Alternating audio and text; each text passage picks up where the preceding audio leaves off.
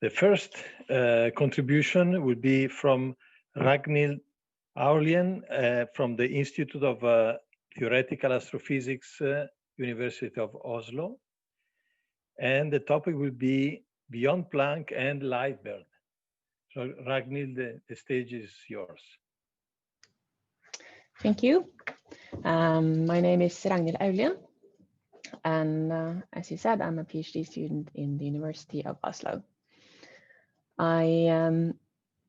So this far you've heard a lot about Planck and Commander 3, a lot of algorithm and how this work. And I will now take you into the future with LiteBIRD, and this is actually a presentation without any equations. So you have something to look forward to. So as you probably know already and have heard many times before today, the next big goal in cosmology is to measure the primordial B mode from Big Bang. And by doing so, we will gain yet another evidence for the Big Bang theory and for the inflation theory of inflation. But the B mode signal is extremely weak. So you have the signal in temperature, and then you have the signal in polarization. That is just 1% of this signal.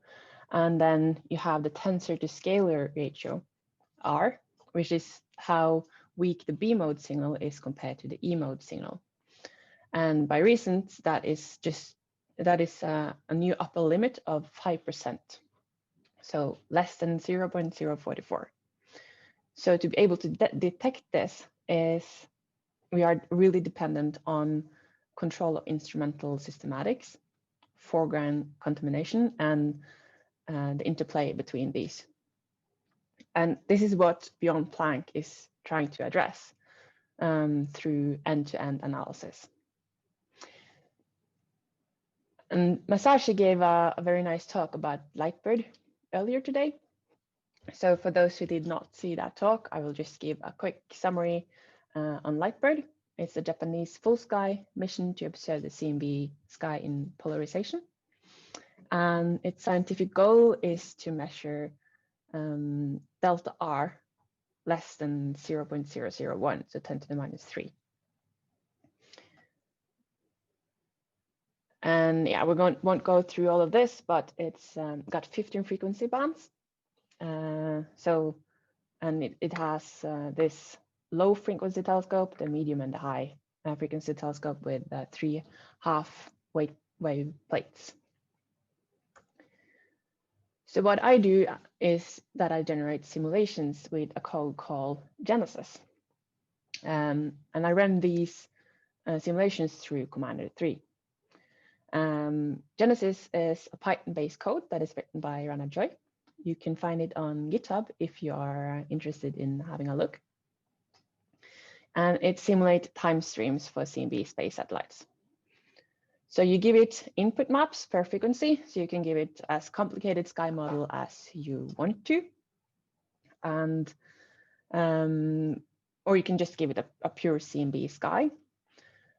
And then it'll generate, it'll use that as a true sky and generate the time streams out of that by scanning these maps.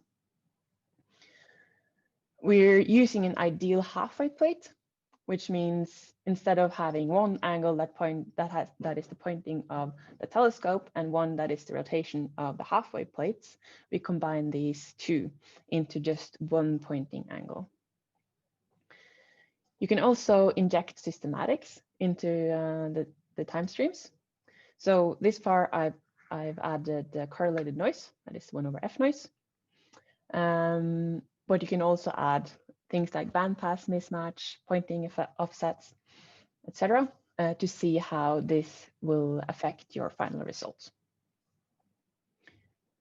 Yeah, and here you see as Masashi showed as well, the scanning strategy of LiteBIRD. So here's my pipeline of what I do. I use 1 year of LiteBIRD data. So instead of 3, I have just 1, and 4 detectors per frequency band. So that gives a total of 88 detectors. For those who know math, 4 times 15 is not 88. And that is because several of the frequencies are located on both the on two halfway plates. So you have some on both the low frequency halfway plate and on the medium and so on. So then you have a total of 88 detectors. And to get the full mission sensitivity, I scale down the level of white noise. So if you have a look at the time streams, you will see a very low white noise level. But if you see on the maps, they will have the correct sensitivity. And that is what is important, because that's them. It's them we are using to do the component separation. I use the LiteBIRD simulated official simulated sky maps from PySM, and that is with CMB without any B mode, so R equals 0. I use thermal dust and synchrotron as my foreground, and I have both white noise and correlated noise. This is not meant as a realistic sky model, or so I'm just using a toy model in a sense as a proof of concept. So that's why I'm using delta bandpass and Wanna go here? And a Gaussian beam to have a simple case. So what I do is I take the LiteBIRD specifications. I scale down everything to 88 detectors and 1 year. I generate my time or the data simulations using Genesis. And then I use Huffman compression. So if you heard Matthew's talk yesterday, he described this very nicely, how this is done. So I use the same algorithm there to compress my data files. And together with simulated RMS maps, beam files, and instrument files, I put all this into Commander 3 and get my component maps, my CMB, etc. So here is the data volume for that I get when I simulate 88 detectors in 1 year.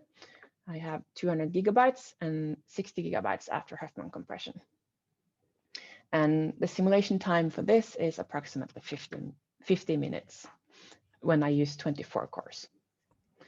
So if I estimate or scale this up to a full mission, I will have a data volume of 30 terabytes. And that is 10 terabytes after Huffman compression. And it will take approximately 1.5 days to simulate this if we still use only 24 cores. And this is also approximately how much data I estimate that will be when you actually get the LiteBIRD data. So here you see the just a plot of my time or data, 1 hour for the 40 gigahertz channel. So you have on the y-axis, you have the amplitude in microkelvin, and you have just the sample numbers on the x-axis. So every time you have a peak, that's when you cross the galaxy plane. And you see the red is the noise, and green is the signal, and noise and signal is the blue. So as I said, this is a very artificial low noise level, since I'm only using 88 detectors.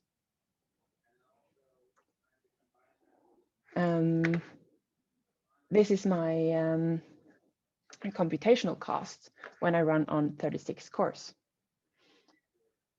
So when I have this 88 detectors and 1 year of data, I need approximately a bit less than 500 gigabytes in memory while running Commander 3. So if I scale this up to the full LiteBIRD data set, I will need 11 terabytes of memory. So this is the reason why I only use 88 detectors when I'm simulating the LiteBIRD data, because at the moment we are not able to keep 11 terabytes in memory all the time while running Commander. But we know that we are able to handle LFI, so we know we can have like a terabyte of data. So 500 gigabytes is safe. So in time, processing on one TOD band, so for one frequency, it takes approximately 80 seconds. So that's half an hour for all the 22 bands. And with the component separation, we get 3 hours. So if we run this still on 36 cores, we get 240 samples in 1 month. And if we then scale this up again to the full mission, we'll need 3 days for the TOD processing of all the data. And since the component separation part does not scale up, because we just have 22 bands, so in map space that will not be any different, although we have way more TOD data. So then we estimate that we can have 8 samples in 1 month. So this is still with 36 cores. So if we just have a look at our group's best computer today, is already 72 cores, which is twice as much. So then we could already have 16 samples. And we could also look at supercomputers like NERSC, which have a bit less than 100,000 cores, as far as I remember. And that will give us, if we were able to parallelize Commander to this many nodes, we could use just like 96 seconds on one sample. But parallelizing Commander on this many nodes is not straightforward. But we do have 10 years time before we start to receive any LiteBIRD data. So hopefully that can be done.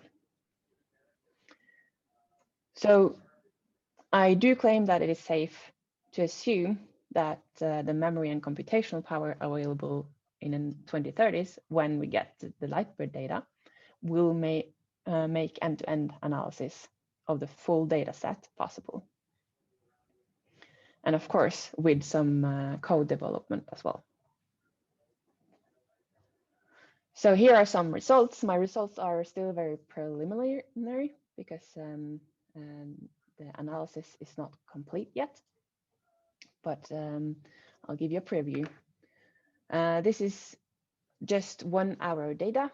So I have, here you can see, clearly see LiteBIRD's scanning strategy. So they resemble what Masashi showed earlier, but I'm plotting in galactic coordinates. And for 24 hours, we see that we are covering quite a lot of sky already. Of course, there's a lot of holes. Here, there's more holes than there will be in a realistic case, because at the moment, all my detectors are pointing to the exact same pixel. And that will not be the case in real life. So just by doing and adding more detectors, I only have 4 for every frequency. If I plot 365 days of data, I will only get the full sky, a sky map. So I'm therefore plotting the RMS map to show the scanning strategy. So with a lower number here, lower value, that means that this exact pixel have been hit more times by the telescope, so it's been scanned more. You can see that we have some stripes, especially around here, and this will probably be smoothed a bit out with more detectors, with like pointing a bit, not the exact same pixel, but hopefully as well this can be used to optimize scanning strategies so that we can get this RMS map as smooth as possible to have even pointing on the sky.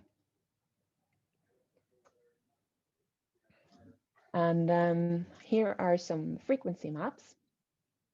So this is maps containing CMB, thermal dust, synchrotron, and noise.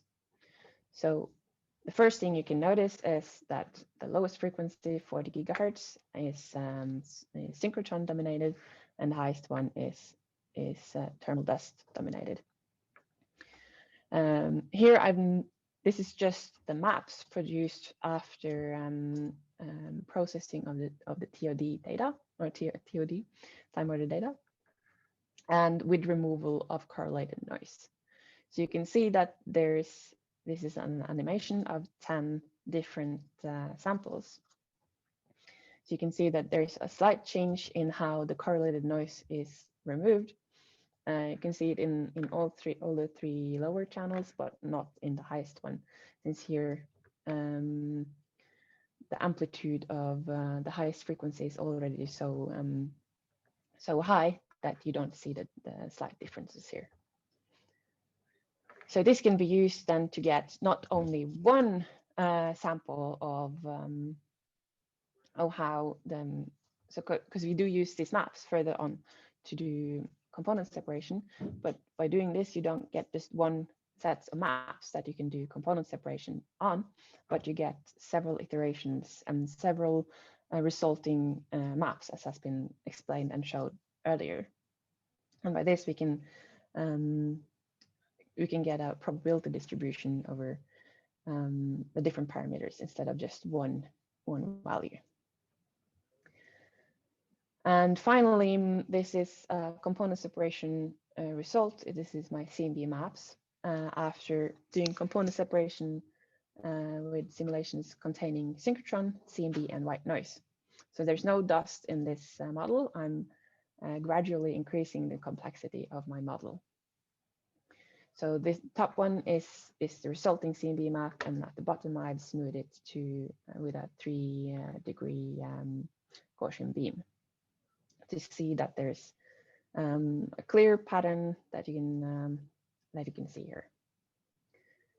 So to conclude, we have shown that Commanded 3 is suitable for analysis of the simulated time-ordered LiteBIRD data, and we do estimate that the data volume needed to store and analyze the full LiteBIRD data is and assume that we have the computational power needed to do end-to-end analysis in 10 to 13 years when we actually get LiteBIRD data. So this is, as I said, work in progress. So first of all, I will start using more realistic sky models, include thermal dust in my component separation, use more realistic band passes and beams, and eventually add systematic effects into the time stream so that you can see how changing, like adding a systematic effect, how this can propagate all the way to my cosmological parameters. So hopefully this can be a tool that is useful together with other codes as well, of course, but useful for LiteBIRD. Finally, I would like to thank the EU for making this possible and ask if there's any questions. Thank you. Thank you very much, Ragnhild, for this nice presentation.